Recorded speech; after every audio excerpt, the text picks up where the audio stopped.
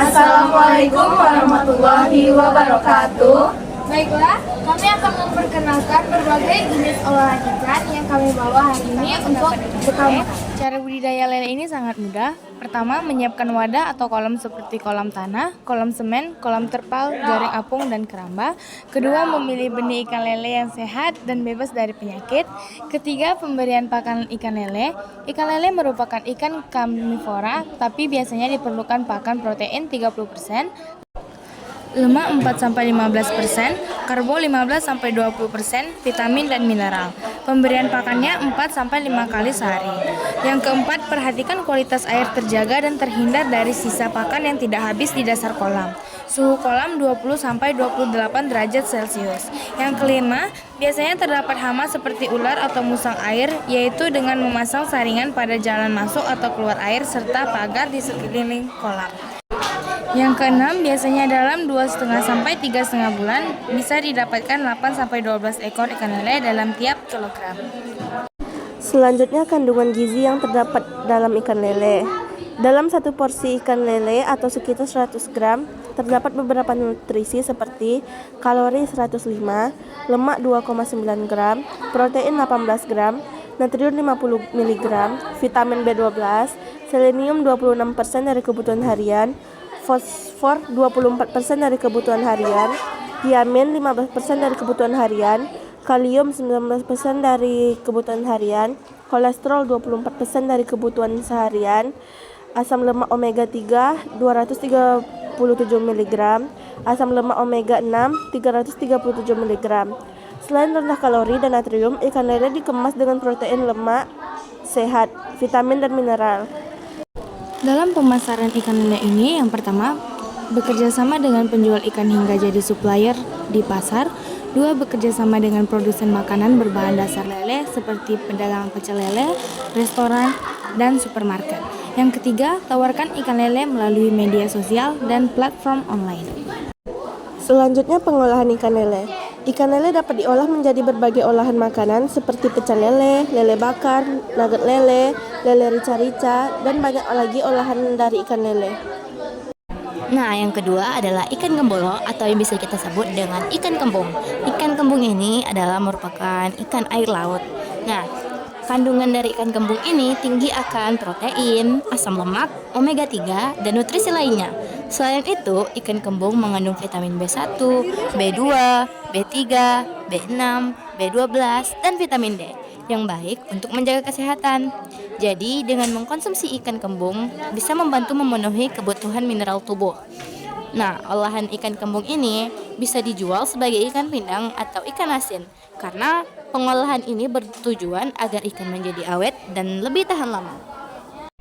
Untuk pemasaran 500 gram atau setengah kilo seharga 20.000 sampai 30.000 yang bisa mendapatkan 5-7 ekor tergantung ukurannya.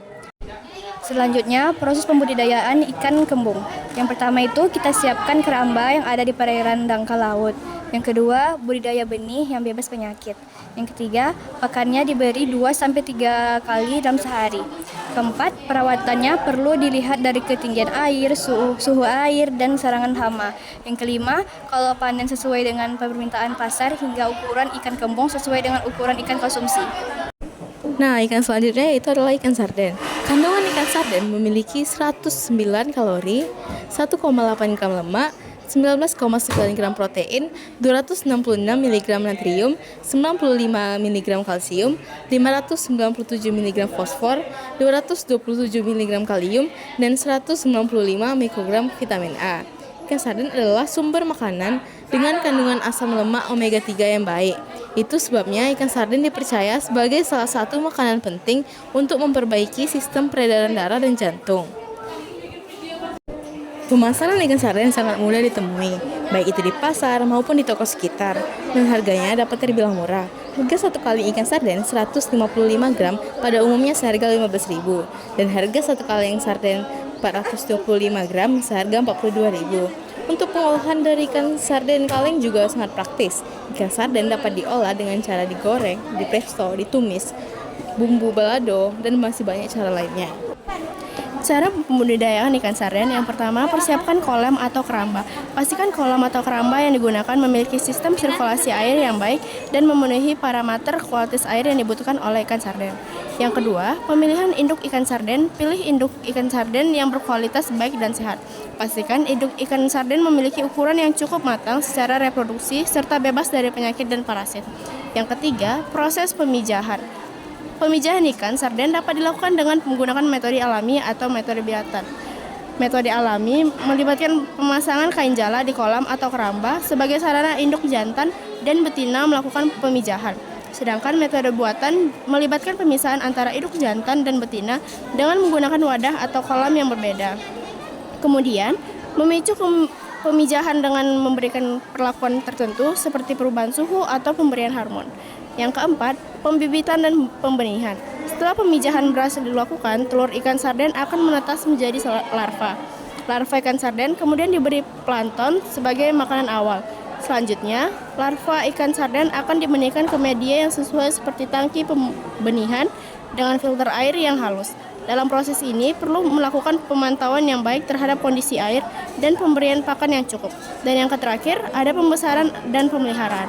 Setelah mencapai tahap benih, ikan sarden akan dipindahkan ke kolam atau keramba yang lebih besar untuk dilakukan pemeliharaan dan pembesaran. Pada usia ini, pemberian pakan harus diperhatikan secara baik dan kondisi air harus terjaga.